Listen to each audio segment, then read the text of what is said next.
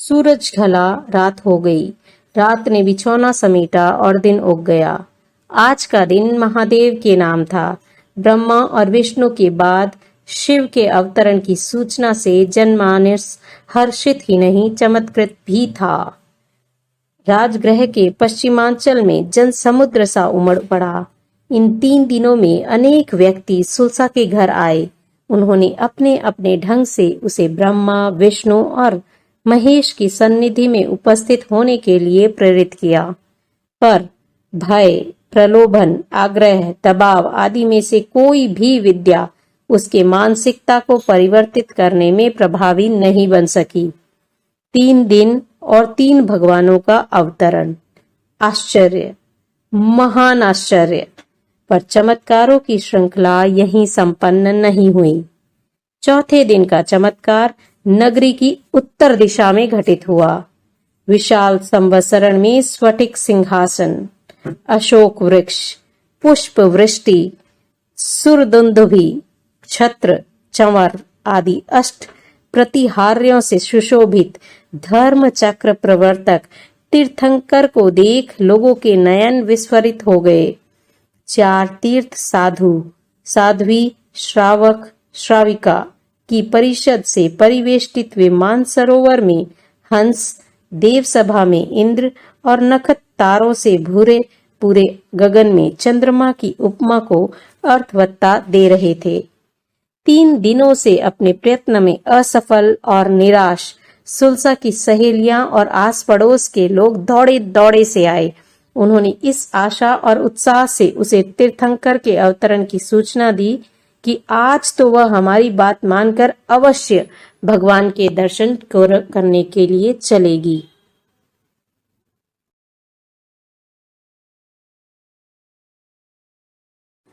सुलसा ने सुना और एकदम चौंक कर बोली, असंभव, सर्वथा असंभव। तीर्थंकर का अवतरण होता ही नहीं।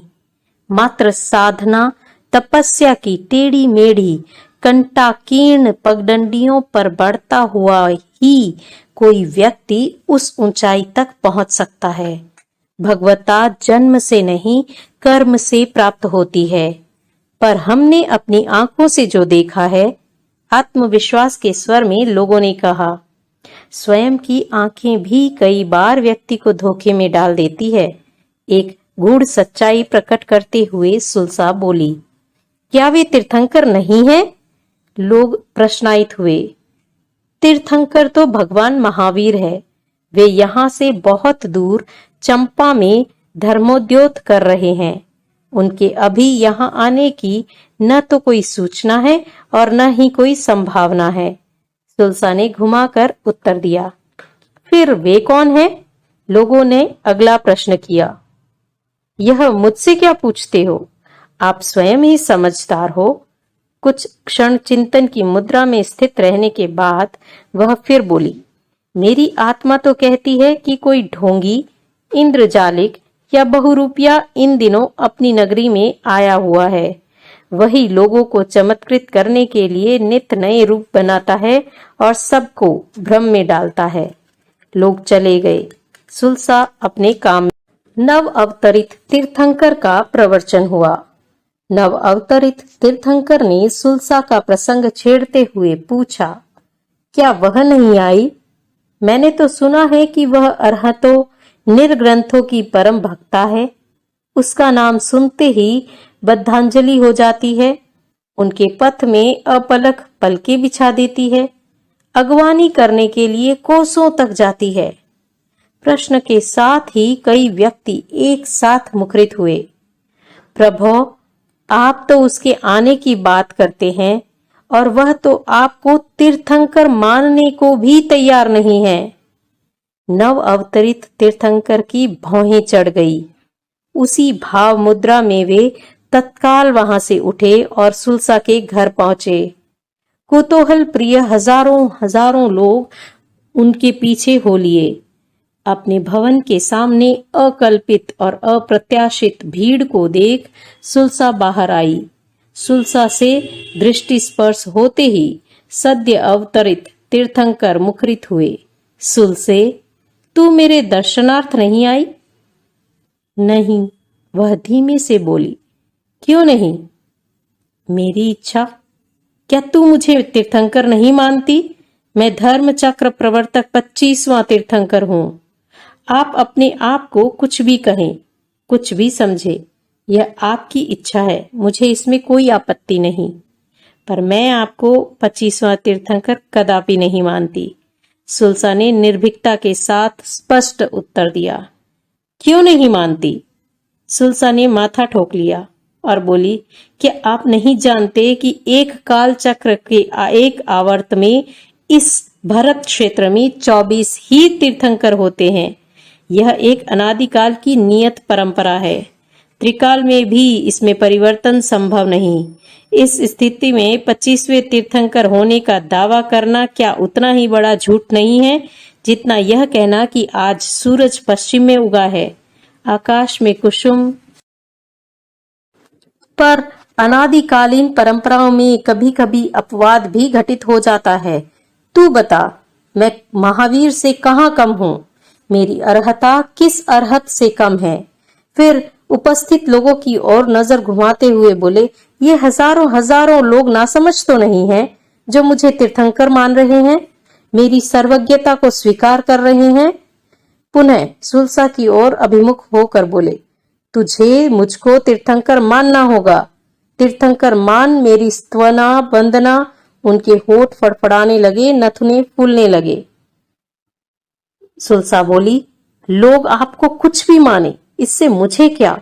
यह भीड़ आपके लिए तीर्थंकरत्व सर्वज्ञता का प्रमाण हो सकती है, मेरे लिए नहीं।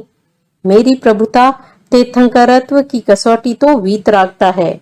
हर तीर्थंकर राग द्वेष की ग्रंथि से सर्वथा मुक्त होते हैं, समदर्शी होते हैं। आप तीर्थंकरों का सम्मान पाना चाहते हैं, भगवान महावीर की तुलना में खड़े होना चाहते हैं, पर कहाँ है आप में तीर्थंकरों की वीतरागता? कहाँ है आप में महावीर की समदर्शिता? आपकी आंखों में तो खून उतर रहा है, वाणी में आक्रोश भर रहा है, भावों में उत्तेजना सुलग रही है। क्या कोई तीर्थंकर गुस्सा कर सकता है, उत्तेजित हो सकता है, आपकी स्तुति वंदना की आकांक्षा रख सकता है? इस स्थिति में आप ही बताएं, मैं आपको तीर्थंकर मानूं तो? सुल्सा अपनी बात पूरी करती उससे पूर्व ही एक चमत्कार घटित हुआ। लोगों को अपनी आंखों पर विश्वास नहीं हुआ। वह नव अवतरित तीर्थंकर के स्थान पर राजगृह का ही सुपरिचित सन्यासी अंबड़ श्रद्धा प्रणत सुल्सा के सामने सुल्सा एक क्षण के लिए चौंकी, पर दूसरे ही क्षण वह सामान्य हो गई। उसने जिज्ञासित नयनों से अंबड़ सन्यासी की ओर देखा। सन्यासी मुखर हो रहा था। बहन, तू धन्य है, धन्य है तेरी आस्था। लाखों लाखों करोड़ों करोड़ों लोगों में तेरी जैसी किसी सौभाग्यशालिनी को ही यह अनमोल रत्न प्राप्त होता है। अंबर सन्यासी की बात सुन लोग स्तब्ध थे, अवाक थे। हजारों हजारों नयनों में सुल्सा के प्रति श्रद्धा का भाव प्रतिबिंबित होने लगा। पर यह सब कैसे घटित हुआ? क्यों घटित हुआ? अंबर सन्यासी की इस संदर्भ में क्या भूमिका है? ऐसी अनेक बातें अब भी प्रश्न चिन्हों के रूप में लोगों के सामने खड़ी थी। सबके मन को समाहित करता हुआ अंबर सन्यासी बोला, पिछले दिनों मैं चंपा नगरी में था। तीर्थंकर महावीर वहां विराजमान हैं। मैंने उनकी वाणी सुनी, मुझे वह अत्यंत रुचिकर लगी, पर मेरा वहां अधिक दिन रुकना संभव नहीं हुआ। मुझे आवश्यक कार्यवश राजगृह आना था। राजगृह प्रस्थान से पूर्व मैं श्री चरणों में उपस्थित हुआ, विनम्र वंदना समर्पित की। राजगृह पदार्पण के लिए आग्रह भरा निवेदन कर वहां से प्रस्थित होने लगा। मेरे राजगृह गमन की बात सुन प्रभु ने सुल्सा का परिचय करवाया और इस उल्लेख के साथ करवाया कि वह सम्यकत्व में अत्यंत दृढ़ है। सामान्य मनुष्य की तो बात ही क्या, बड़ी से बड़ी देव शक्ति भी उसे अपनी आस्था से तनिक भी विचलित नहीं कर सकती। सुल्सा की ओर अभिमुख होकर बोला, प्रभु की वाणी अवितत, असंदिग्ध, विश्वसनीय, निशंक और स्वतः प्रमाणित होती है। मैं उनके कथन के प्रति पूर्ण आश्वस्त था। फिर भी न जाने क्यों मेरे मन में कौतूहल जाग गया। मेरे दिमाग में विचार आया, इतनी दृढ़ श्रद्धा है तो मुझे भी जरा परीक्षा कर। बस इसी विचार तरंग के साथ मैंने तत्काल एक योजना बनाई और तुझे आकृष्ट करने के लिए विविध रूपों में प्रस्तुत हुआ। मेरी वैक्रिय लब्धि इसमें हेतुभूत थी। परसुल से मुझे बहुत खुशी है कि तू मेरी परीक्षा में खरी उतरी। तूने यह प्रमाणित कर दिया कि हीरा ही सान पर चढ़ सकता है, कांच नहीं। सोना ही निकष पर चढ़ सकता है, पीतल नहीं। क्षायिक सम्यकत्व ही कसौटी पर चढ़ सकता है, अस्थिर विचारों वाला नहीं। निसंदेह तेरी आस्था प्रभु के श्रीमुख से उल्लेखित होने जैसी ही है, प्रशंसित होने जैसी ही है। तू कृत पुण्य है, वरेण्या है, कुल का गौरव है, इस नगरी की शान है। यूं कहते कहते वह भाव विभोर हो गया। प्रभु मुख से सुलसा के सराहना की बात सुन नगरवासियों के दिल में प्रसन्नता का पारावार लहराने लगा। भाव विभोर लोगों ने सुलसा का जयनाद करते हुए अवनी अंबर को एक कर दिया। सुलसा भाव विभोर थी। आराध्य के शुभ मुख से संवाद पाकर कृतज्ञता ज्ञापित करते हुए उसने अंबड़ को वर्धापित किया। अंबड़ अब उसके लिए सन्यासी नहीं, साधर्मिक भाई था।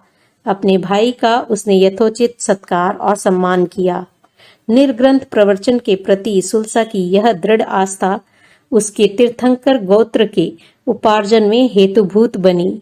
श्रावक धर्म का सम्यक पालन करते हुए उसने अपनी जीवन यात्रा संपन्न की। स्वर्ग उसके स्वागत के लिए खड़ा था, पर स्वर्ग उसकी भव यात्रा की चरम मंजिल नहीं था। वह तो मात्र एक बीच का पड़ाव था। आज भी वह उसी पड़ाव में विश्रामरत है। इस पड़ाव से वह फिर यात्रायित होगी और उसकी यह यात्रा आगे से आगे चलती रहेगी। आगामी काल चक्र में धर्म चक्र का प्रवर्तन कर वह इस जगती का आध्यात्मिक पथ प्रदर्शन करेगी। यही अंतिम पड़ाव होगा उसकी अनंतकालीन यात्रा का। युग श्रद्धा वंदन अभिनंदन करेगी 15वें तीर्थंकर निर्गमम का सिद्धि की अखंड ज्योति के रूप में।